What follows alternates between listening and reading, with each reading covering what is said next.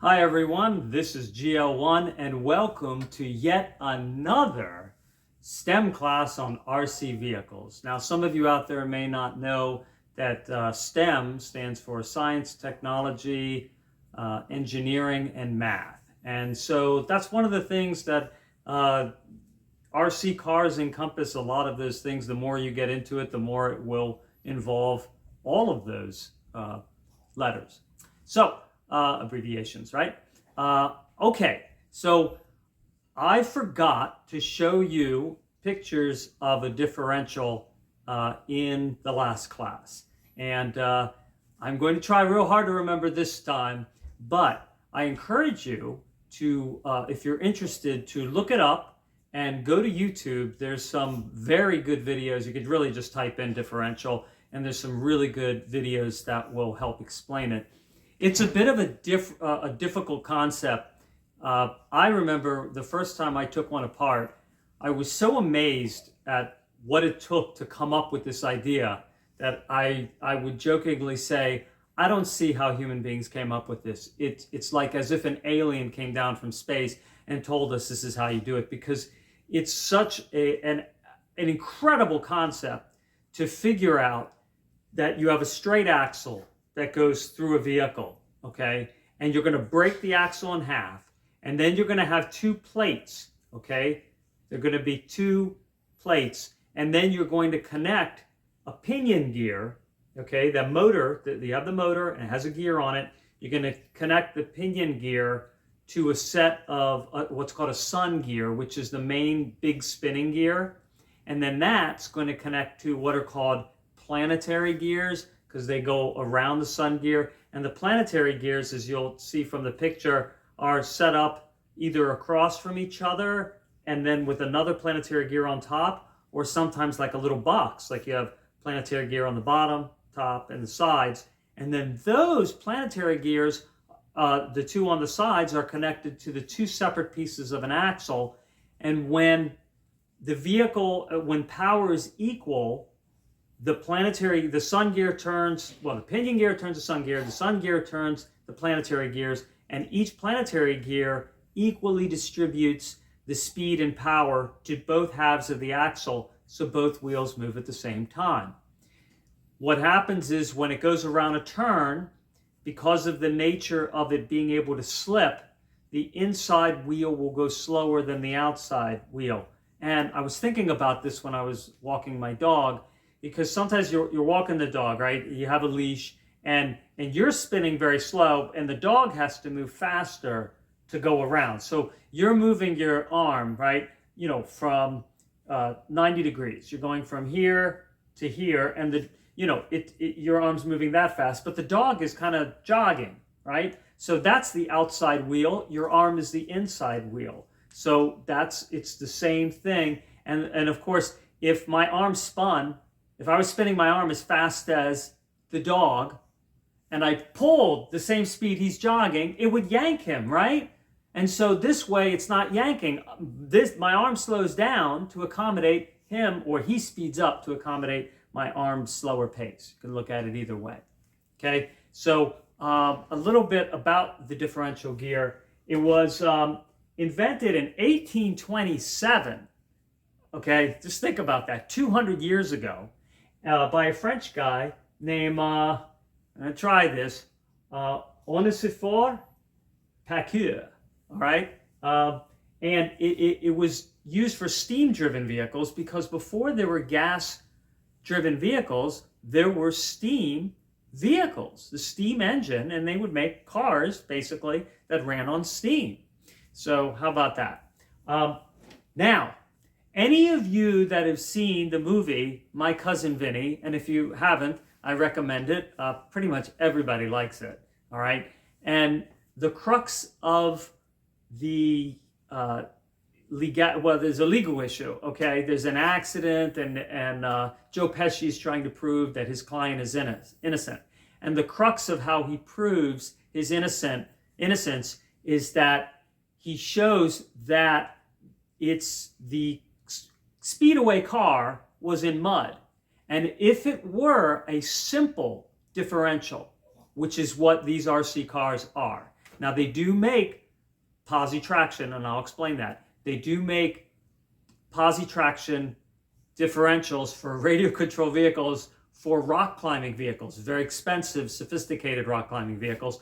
So in the movie, the way that the wheels were moving, if I remember correctly, is that they were both spinning. They were able to demonstrate that there were treads on both sides in the mud, and part of the wheel was on a place that was muddy, and part of the tire was on a place that was not. Now, if it was a simple differential, the wheel in the mud, as we've discussed in previous videos, would have spun faster because it would have sensed the slipping, and then it would have sent more power to the slipping wheel, which doesn't help you at all get out of the mud. In fact, it just burrows the wheel down in the mud, and then you have a problem. But that's what would have happened if it were a simple differential. And it showed that both wheels had to be going at the same speed because the treads were also equally in the mud, and before the mud it came, and then it went into the mud, and it didn't slip, okay? Because if the wheel had slipped in the mud, there wouldn't be treads. It would just be kind of a slick, okay? So it was able to show that it was a posi-traction or limited slip differential. Posi-traction is GM's name for limited slip differential. And that means both wheels were spinning at the same speed, and that was in a GM car, if I remember correctly. And the suspect, his cousins or his nephews, had a car with a simple differential, so it couldn't have been them, and that's what he was showing. So a limited slip differential, before I even looked it up, I was thinking that would have to have like a spring setup and a clutch in order to push, to have some pressure, because you still need to be able to slip. You're still going to have situations, right, where you're going to go around a turn and the outside wheel has to go faster. But you can have it where it doesn't do it as easily. And so you're going to have like a clutch system, something that kind of grabs and lets go, grabs and lets go. And you have to have some springs. I don't understand all the technical machinations of how that's going to be done, but I looked it up and I was right. It does have something like that. So what I know from RC cars, again, allows me to think about, ponder, and predict. And really, isn't that what science is about? It's taking a set of facts and thinking about them, pondering them, and using what you do know to make educated guesses, and then testing those guesses, which involve going online and looking it up and saying, yeah, okay, that's right, that's how I would have designed it, you know, at least conceptually. All right, to the show. Other thing I mentioned last time is I told you that I ran a laptop off of a 7.2 radio-controlled car battery. And that laptop, luckily, I found by accident. It's a 286. And a 286 laptop, I know it's like 1990. It probably even goes back to the 80s. And I have the battery hooked up here. Now, there's a corruption in the hard drive, so I'm not going to be able to boot it up completely. But watch. All right. It's making that sound, and the screen lights up. Voila. Right? That's French. And there it goes. It tries to boot up, and I'm doing it off of a radio control car battery. So the uses when you know things, right? How you can multiply your usage for things into other things. And yeah, it tells you like, there's a corruption in the hard disk, blah, blah, blah. So anyway, just wanted to show you that right quick. And my dog just can't seem to get enough chicken. All right. So this set here is the last hurrah of RadioShack vehicles. All right, these are the X mods. Ta-da, X mods. And what X mods are modifiable, modular, radio-controlled vehicles. So I figured, I like RadioShack. I've been, purchasing RC cars from them for so many years. I'm going to get their last hurrah and see how that goes. So let me pause this a second because he's just whining. So.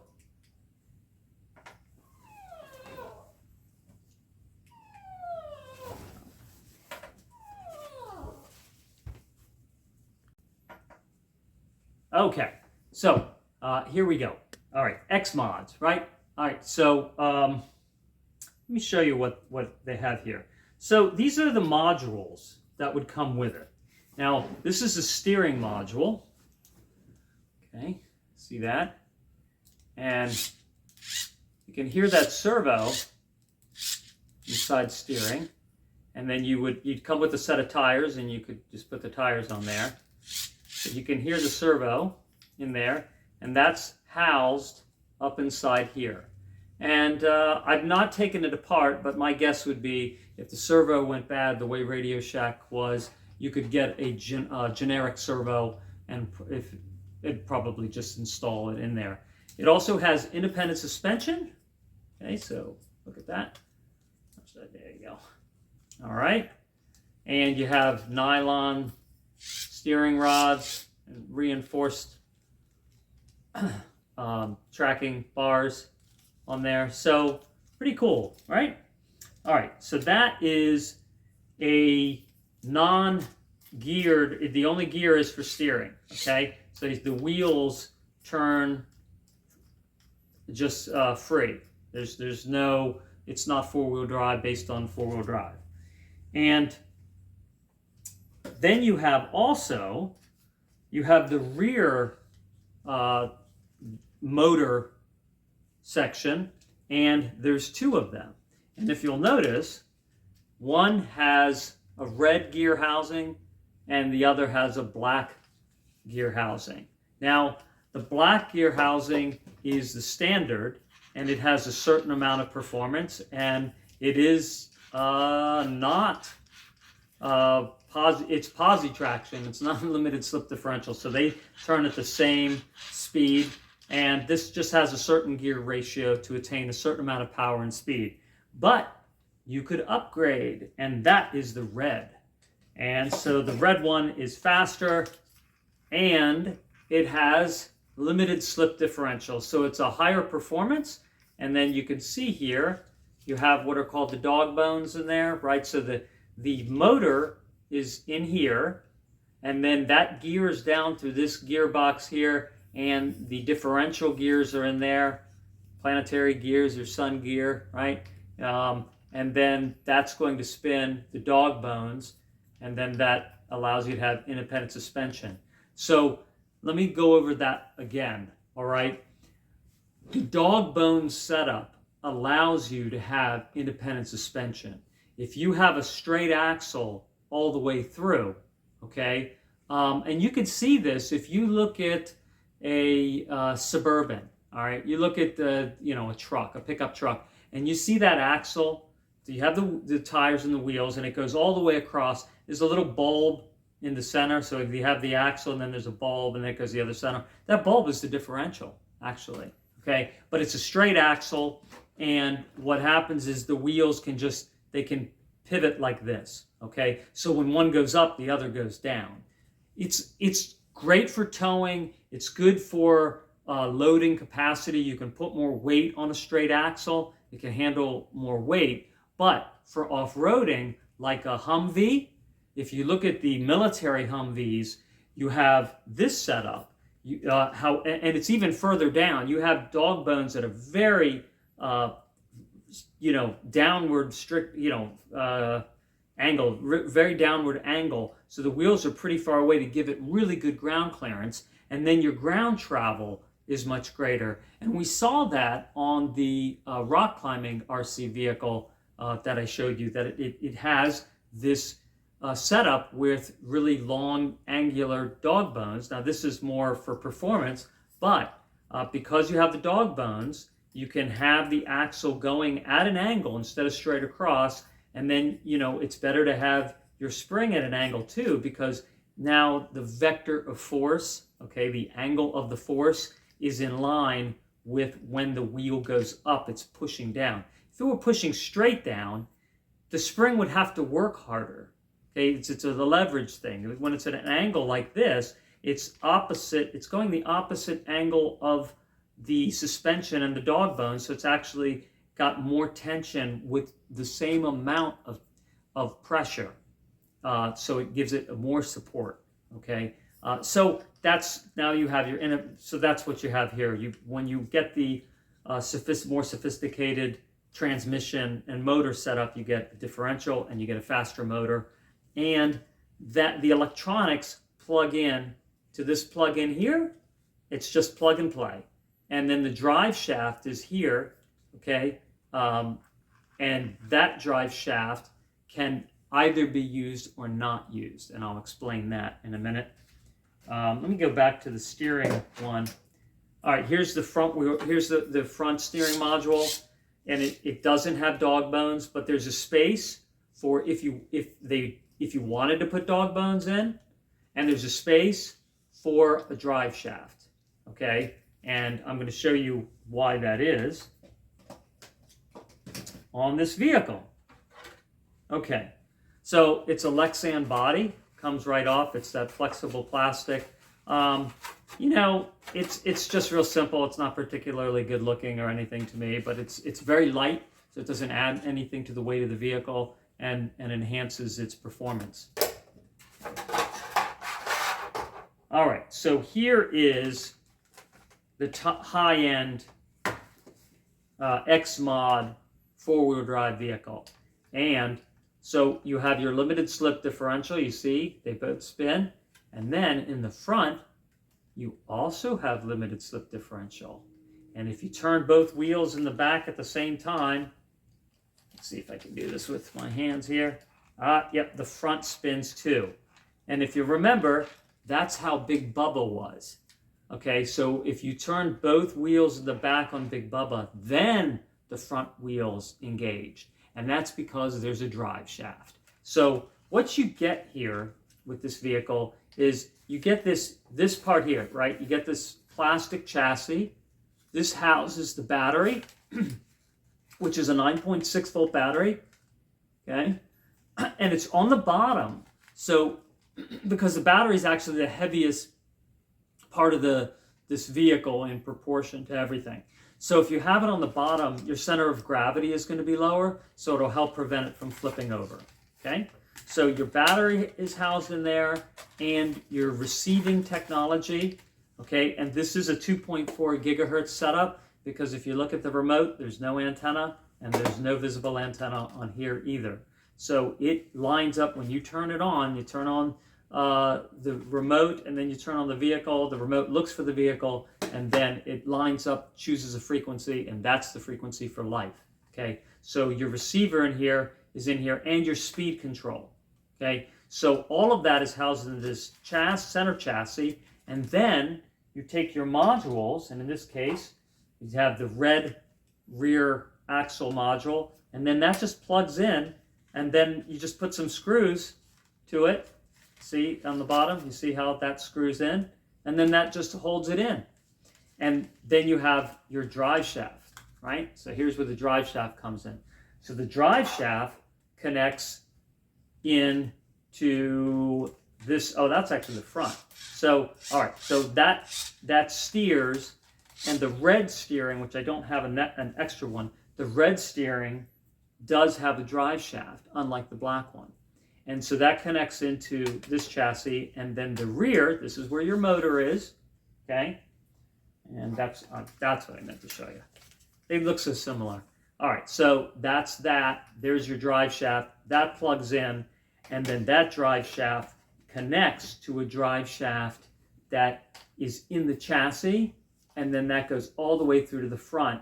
And now you have, if you'll notice, you have dog bones in the front. And so that means there's a differential in there. There's a differential because when I turn this, turn this forward, this goes backwards. So we know that. And if you turn both at the same time, then it will engage the back wheels. Okay, so that's because it's transferring the power through the drive shaft to the rear. Okay, so not to not have everything, because, well, as I've said before, when clearance price meets opportunity, I will then get something, the other thing, and so I got another one, and I kept this in the simple form because I wanted to be able to compare their performance and their speed.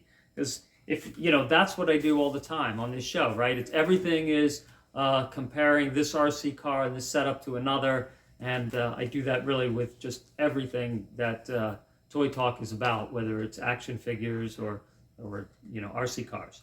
So this vehicle has the standard rear transmission. Okay, no, it's posi traction. Both wheels spin at the same time, so less sophisticated. But you wouldn't have to worry about it getting stuck as easily. However, it's not four-wheel drive, and so four-wheel drive, even if you have a limited slip differential, gives you a really big advantage to just rear-wheel drive in certain situations. So even though it's not the four-wheel drive is not posi traction, because you have a more powerful motor and you have front wheels pulling as well as the back wheels pushing, its performance off-road would be better. Okay, and then in the front you'll see again the no dog bones in here, so it's just simple. So this is just simple rear-wheel drive, and it came with another body like this, but I said, well, I don't really like it, so I got an inexpensive, again, secondhand store radio control car with a body that I could drill a hole in and put a clip and get it to screw on, and I like the way this one looks better. So that's that. All right, and I will run these all for you, and then you can see them all run. And now we're coming to something, one of the X mods that I think is really, really cool. And it is this vehicle here, okay?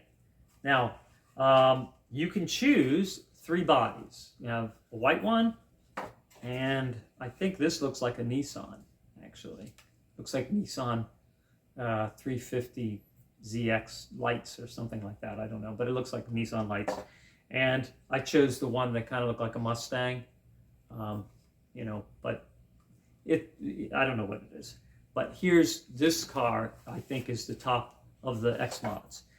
So much to tell you about it. All right, the body comes off, and it has headlights. Okay, so if you look, see these wires? They go to headlights. So it has headlights. And it has tail lights. You can see wires going to the back. So it has tail lights, red tail lights and white headlights. It does have a suspension. It has independent suspension. And if you'll remember, when we were looking at the Dodge Viper RC, it had that independent suspension that's kind of internalized. You have just a little spring on top, and then you push the wheel, and that spring gives you a little bit of dampening, okay? It's a pretty light car, so you don't need a lot of dampening. And the rear setup is also the same. And with this vehicle, it didn't give you an option for four-wheel drive, but it did give you 2 different rear transmissions and motors. And so this is your slower housing. And if you'll note here, you have your positive and negative connector right in there, okay? And so that's going to run the back wheels, and it's posi traction, okay? And actually, you can see the little springs right there. Okay, so that's your basic transmission motor, and it's really small, but this is a fast car. And then this one's gray, see, so that's how you can tell the difference when you're putting it together. And then the body just snaps down. Now, it came with another modification. So it came with a cover, okay, for the hood. So it would come with this hood, and you could take the hood off, and then you could purchase like a supercharger setup okay, just like a real car, a supercharger. And what this is, it's a capacitor, a high voltage and ampere storage capacitor.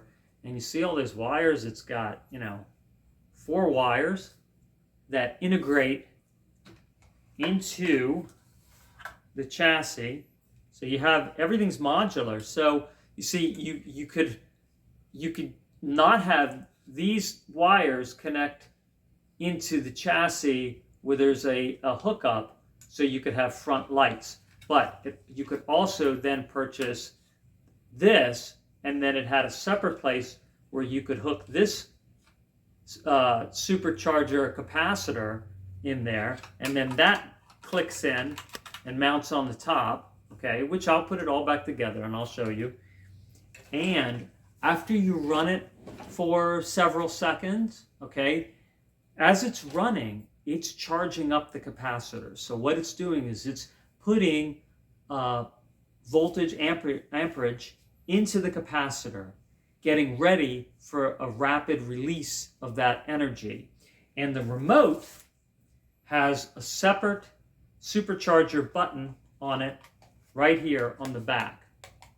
And so what you do is when it's charged up all the way, you depress that, and then that releases that energy and the car goes faster. So that's really, that's really something neat. The other remotes, you see, they have a place for it. See, everything was modular, but there's nothing there. So this one has, when you buy the supercharger separately, it comes with a module that you then can connect to your remote.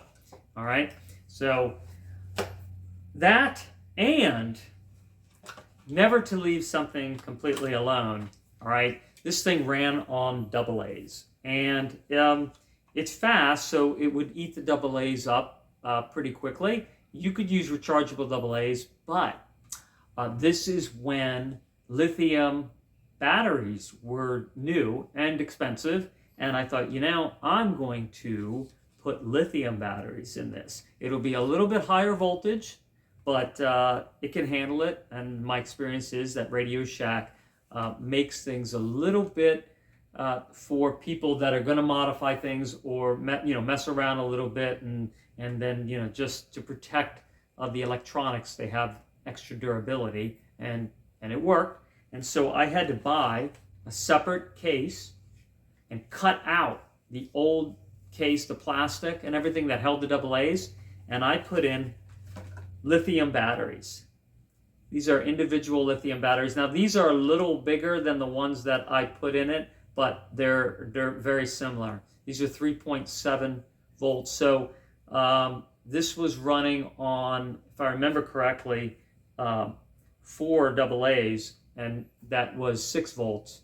And then I put in 2 3.7, so now you got 7.4 volts. So 1.4 volt more, and I had to buy a special charger that you hook up to a USB, and then you would charge your batteries up. I charged these batteries up. Now all of the X mods are 2003. I charged these batteries up that are in this 10 years ago, and they still were charged. And every once in a while, every couple of years, a year or whatever, I would take the car, I'd turn it on, and I'd look, the lights would come on and everything, and I'm like, well, still charged, and then I'd run it a little bit. Now, if you have batteries in a toy, it is true that you shouldn't leave your batteries in a toy because they corrode. After a while, the chemicals inside start to corrode the outside of the battery, and they leak, and then they can damage the connectors that hold the batteries, and then if it goes further, it can seep into the electronics, and the acid in it can burn the electronics up or the wires, and then you can sometimes fix it, but it's not that easy to do, to get in there. So if you run something, if you have batteries in something, and every once in a while you just go buy it, I don't know, every couple months or whatever, turn it on, play with it for a few seconds, a minute or so, and then put it back, that is going to lengthen the time that your batteries can stay in there without you having to worry about them corroding. So I don't know where you can look that information up. I've just discovered that over the years that that's something you can do.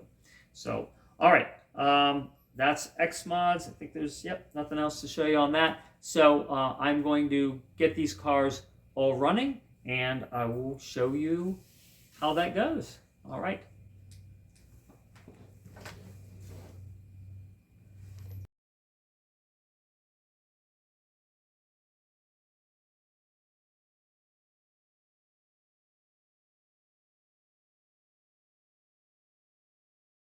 All right, everybody, and we are back here with our XMod RC car test run. So the first one we're going to run is the truck that is not four-wheel drive. So here you go. So you're going to be able to, you can see and hear the wheels slipping.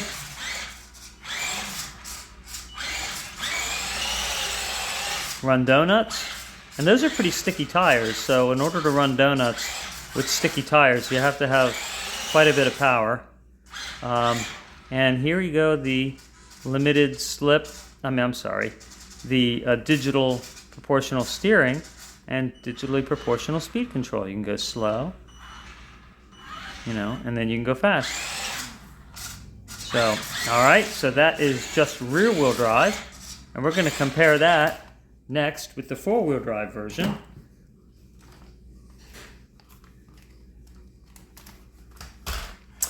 And again, because they are not anything like 27 megahertz, they're all gigahertz, everything is very individual, lines up specifically with their remote. And what happened? Oh, there we go. All right. Four-wheel drive, XMod. So all four wheels will peel out. Now, even though this is an electronic speed control, because the vehicle is light, they didn't give it as much of a hesitation between going forward and backward, although there is some, but not like those, like Big Bubba. The electronics that I individually put in are really for high-end, heavy RC vehicles, and they it has a bigger pause. Now this won't spin donuts because it has four-wheel drive, and not that you can't spin donuts with some vehicles that are four-wheel drive. But if the vehicle's heavy enough and the tires are grippy enough, it's really hard to spin donuts because the front wheels are pulling and it just has too much control. And that's what you get with four-wheel drive. You get more control. So there you go. That's that guy. And lastly, I'm going to show you my Mustang type car, right? A lithium battery modified, and you're going to see that it has lights on it. Now, I won't be able to charge up the capacitor and probably run it in here. There's not enough space to appreciate it. The other thing is, this car is so powerful, and it does not have a limited slip differential, even on the more advanced transmission for speed, that it tends to, when you hit the full acceleration, it tends to veer. It won't. What happens, limited slip differential, the other thing about it is it does give you more control on normal condition roads, not like wet or muddy or ice, but it gives you more control on a regular road, so it doesn't do this. See, I'm not even turning the front wheels. It just, it has an issue with, there's so much power. You see how the wheels they can just peel out. But if I run it slow, because it has digitally proportional speed and steering, I can run it nice in the house, da-da-da. And the capacitor will only work when it's already running full speed, so you have to take it outside. And if it were a nicer day, I'd run it outside, and so I'll do that. There's plenty of shows left to do. And I love this car, and I just charged the batteries up again. So, you're going to see that for a small car, like 8-9 inches long. It's one of the fastest little cars you can get for not that much money. If I remember correctly, these vehicles were about $40. So I do have, I'd say this car goes maybe 20. I have a couple of cars that are a little bit bigger that are my fastest RC cars. They go at least 40, and we will be seeing them in the future as well. But there you go. This is the X Mod. So if you look up X Mods on eBay or something like that, and you want to see what they're all about, I think they're well worth it if you get a good price, certainly. And you can modify it with some lithium batteries. All right. Thanks for watching, and look forward to seeing you on Class 7.